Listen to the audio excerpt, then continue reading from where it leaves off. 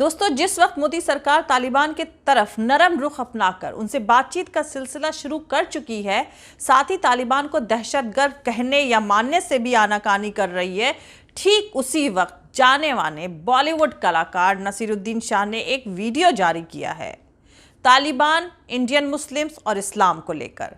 उनके इस बयान के बाद काफ़ी बवाल मचा हुआ है, लेकिन हकीकत ये है कि उनका ये बयान न सिर्फ अजीब है बल्कि बेतुका भी है। आगे बढ़ने से पहले उनका ये वीडियो देख लें। हालांकि अफगानिस्तान में तालिबान का दोबारा हुकूमत पा लेना दुनिया भर के लिए फिक्र का बायस है, इससे कम खतरनाक नहीं है हिंदुस्तानी मुसलमानों के कुछ तबकों का उन वहशियों की वापसी पर जश्न मनाना।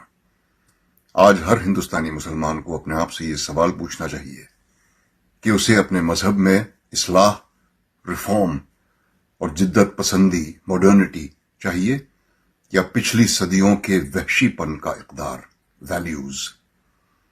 मैं हिंदुस्तानी मुसलमान हूं और जैसा कि मिर्जा गालिब एक अरसा पहले फरमा गए हैं, मेरा रिश्ता अल्लाह मियां से बेहद बेतकल्लुफ है।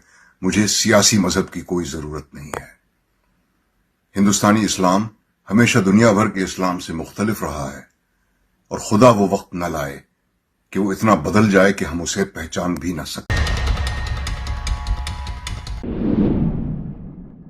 इस वीडियो में जो नसीरुद्दीन शाह साहब ने कहा है उस पर बहस अब शुरू हो चुकी है।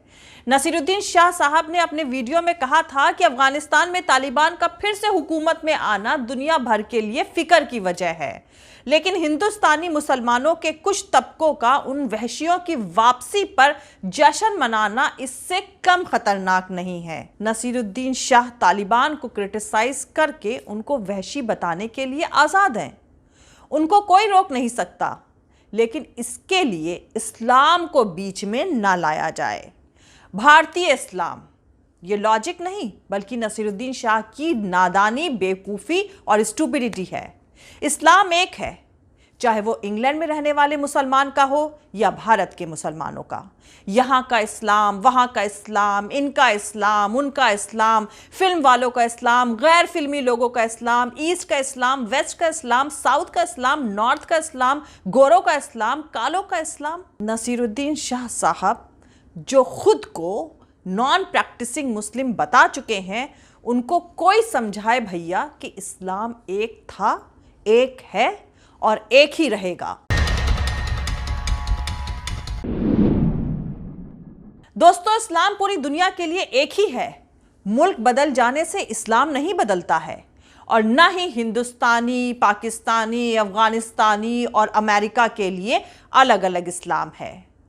वैसे उम्र के जिस पड़ाव पर नसीरुद्दीन शाह साहब हैं, उस उम्र में किसी को भी कम से कम अपने ज़मीर को नहीं बेचना चाहिए और कुछ काम ईमानदारी से ज़रूर करने चाहिए। खैर, उन्होंने आगे वीडियो में कहा कि हर हिंदुस्तानी मुसलमान को अपने आप से एक सवाल ज़रूर पूछना चाहिए कि उसे अपने मज़हब में सुधार और मॉडर्निटी यानी आधुनिकता चाहिए या पिछली सदियों के वहशीपन के बिलीफ्स। नसीरुद्दीन शाह आगे कहते हैं कि हिंदुस्तानी इस्लाम हमेशा दुनिया भर के इस्लाम से अलग रहा है और खुदा वो वक्त ना लाए कि हम उसे पहचान भी ना पाएं। नसीरुद्दीन शाह का ये बयान अफगानिस्तान में तालिबान की हुकूमत में वापसी के बाद एसपी सांसद शफीकुर रहमान बर्क, मशहूर शायर मुनव्वर राना सहित कुछ और लोगों के बयानों की रोशनी में आया है, क्योंकि इन लोगों के बयानों को तालिबान के हक में माना गया था। इसके अलावा सोशल मीडिया पर भी मुस्लिम कम्युनिटी के कुछ लोग तालिबान की जीत पर खुशी मनाने वाली पोस्ट करते देखे गए थे। तो दोस्तों, तमाम जानकारों का मानना है कि हकीकत ये है कि अमेरिका 20 सालों तक अफगानों को मारता रहा है। इन 20 सालों में 2,43,000 लोग मारे गए। आयरनी यानी विडंबना ये है कि ये तमाम लोग टेररिज्म को ख़त्म करने और जड़ से मिटाने के नाम पर मार दिए गए। मरने वालों में बच्चे, बूढ़े, महिलाएं, नौजवान सब शामिल थे।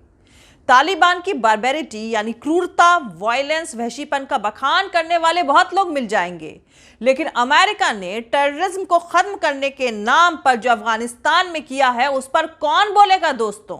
अच्छा छोड़िए, नसीरुद्दीन शाह उनके बयान को सपोर्ट करने वालों से पूछिए कि उनके हिसाब से इस्लाम में किस तरह का रिफॉर्म होना चाहिए। इस्लाम में शराब हराम है, क्या इसमें रिफॉर्म चाहिए? इस्लाम में इलिसिट रिलेशनशिप यानी अवैध संबंध जिनाखोरी की सख्त सजा है, क्या इसमें रिफॉर्म चाहिए? इस्लाम में सूदखोरी हराम है, क्या इसमें रिफॉर्म चाहिए? नसीरुद्दीन शाह साहब अपने वीडियो में शायद ये बताना भूल गए हैं कि अपनी फैसिलिटीज के मुताबिक उनको कैसा इस्लाम में रिफॉर्म चाहिए, मतलब इंडियन इस्लाम में। दरअसल अफगानिस्तान में तालिबान की सत्ता पर वापसी के मामले पर हर कोई डिप्लोमेट बना घूम रहा है, लेकिन तमाम डिप्लोमेट जो खुद से रियल डिप्लोमेट हैं वो इस सवाल का जवाब नहीं दे पा रहे हैं कि अफगानिस्तान में अमेरिका की हार के बाद वहां कौन सत्ता में आता, कौन अफगानिस्तान को कंट्रोल करता। नसीरुद्दीन शाह के हिसाब से वहां किसकी सरकार बननी चाहिए? तालिबान जालिम है, तालिबान वहशी।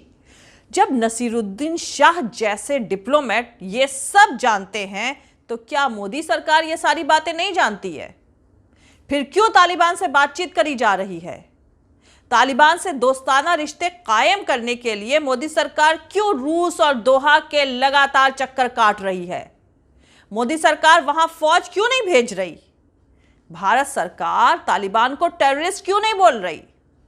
वैसे याद दिला दूं, जब कोरोना काल में नसीरुद्दीन शाह साहब की तबीयत नाजुक होने की अफवाह उड़ी थी तो जो लोग उनके मर जाने की दुआएं कर रहे थे, उसी वक्त आज वही गोबर भक्त उनके इस वीडियो पैगाम के बाद नसीरुद्दीन शाह साहब को अब्बा जान बनाने की जिद पर अड़े हुए हैं।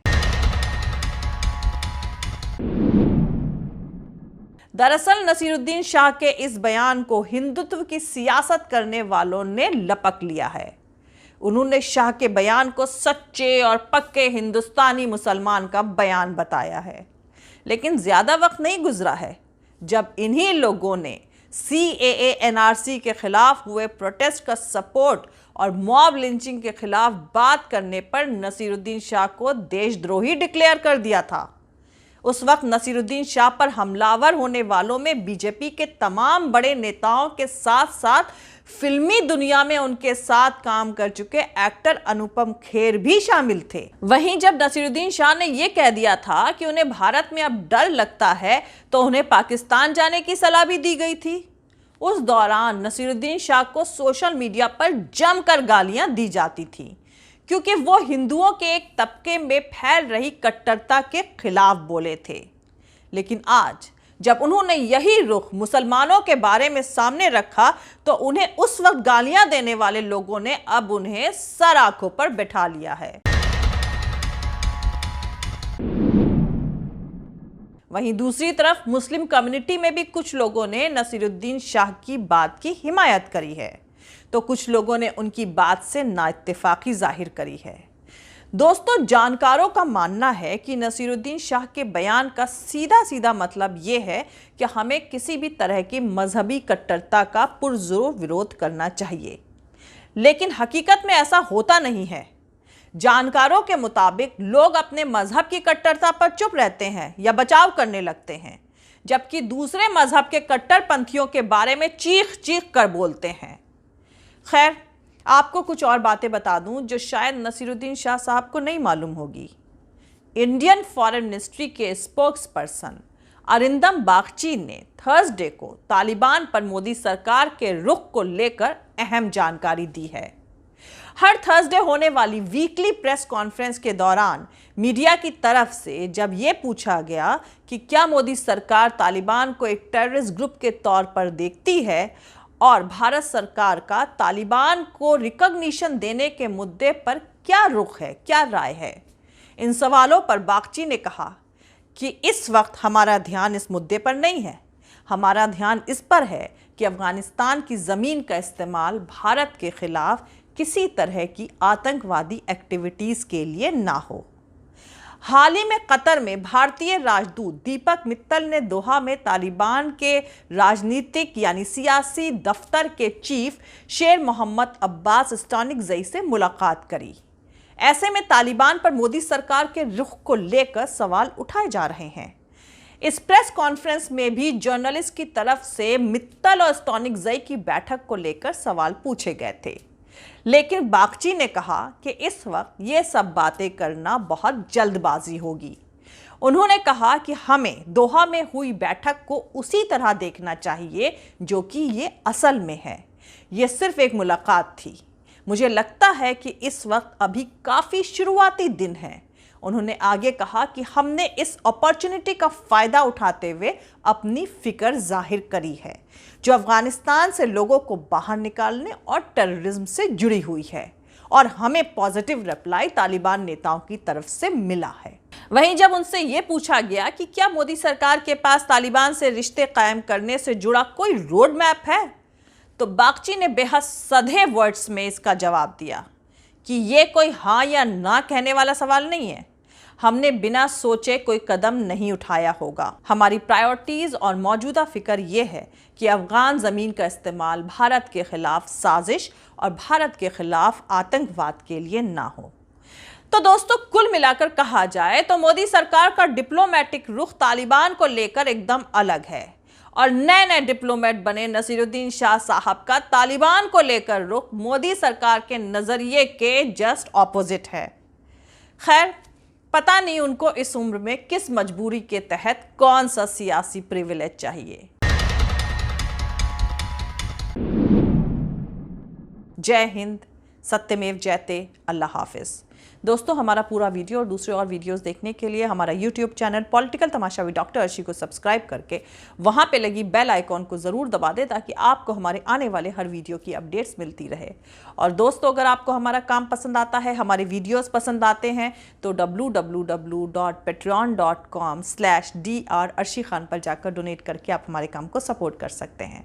दोस्तों, अगर आपको हमारा वीडियो पसंद आता है तो लाइक और शेयर करना हरगिज़ नहीं भूलें। आप हमें फॉलो भी कर सकते हैं हमारे ट्विटर, इंस्टाग्राम और फेसबुक पेज पर। मेरा ट्विटर हैंडल है @arshi Aziz Khan. Thank you. मिलते हैं अगले वीडियो में।